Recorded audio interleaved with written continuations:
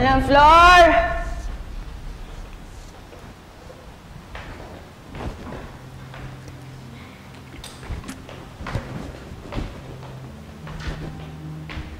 Manang Flor!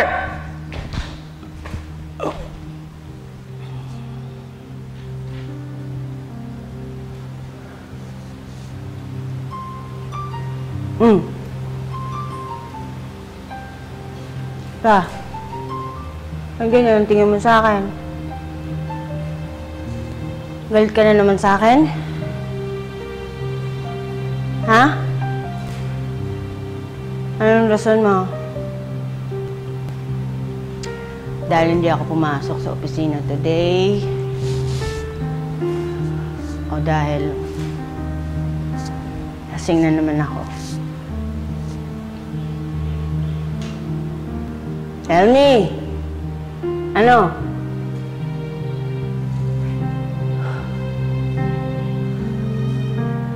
Mahirap sa'yo.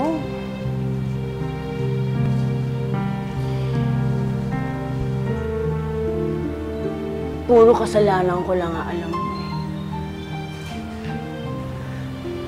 Pero yung kasalanan mo sa akin, hindi mo alam.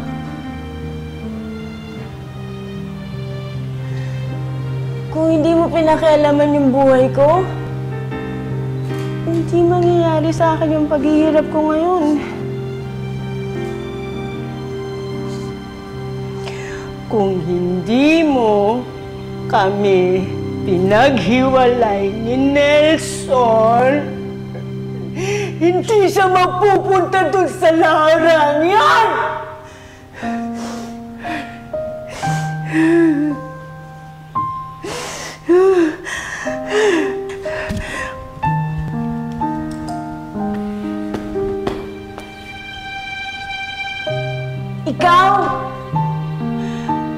Ikaw ang may kasalanan kung bakit kami naghihirap ng anak ko ngayon eh! Ikaw ang may kasalanan kung bakit ako nagkakaganito!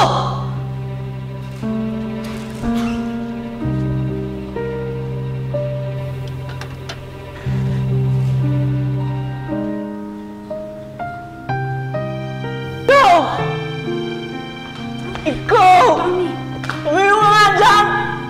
Tama na. Hayaan mo nga ako! Hayaan mo ako! Bitiwan mo ako! Alam mo, ito! Ang laki ng kasalanan sa atin itong matandang ito! Mami, tama na! Bakit ka ba nagkakaganyan? Ako! Tanong mo siya! Tanong mo! Hindi ko sagutin ka na!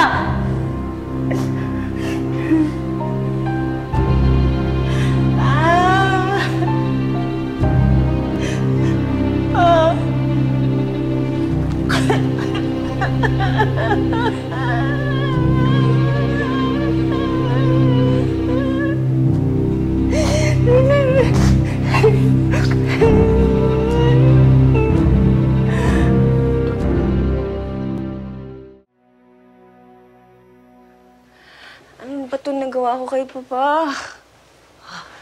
Ivy! Inaway mo daw si Papa? I'm sorry, hindi ko naman gustong mangyari yun eh. Lasing na naman ako eh. It's okay. I understand. Pero, mali naman ang pinili mo emotional outlet. Si Papa can do you no harm sa present condition niya. Dapat, doon sa nagbibigay sa'yo ngayon ng problema. Si Laura. Achi, hindi naman madaling gawin yung gusto mong mangyari. Mahirap na kasi malakas na siya ngayon. May kinakapitan na siya eh. Eh di, lalo na, ngayon, kailangan ka magpursige. Eh, isang kembot na lang ng muchachang yun, laglag ka na sa laban. Huwag mo hayaan mangyari yun. Kaya mo, lagi ako nasa likuran mo, ha?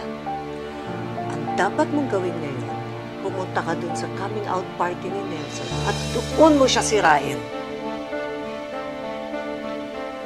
Okay, Archie. Susundin ko yung payo mo.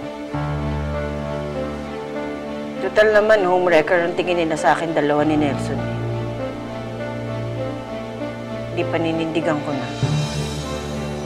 Para maranasan naman nila yung pinaparamdam nila sa akin, paghihirap at kay Rachel. Dahil sa kagagawa nila.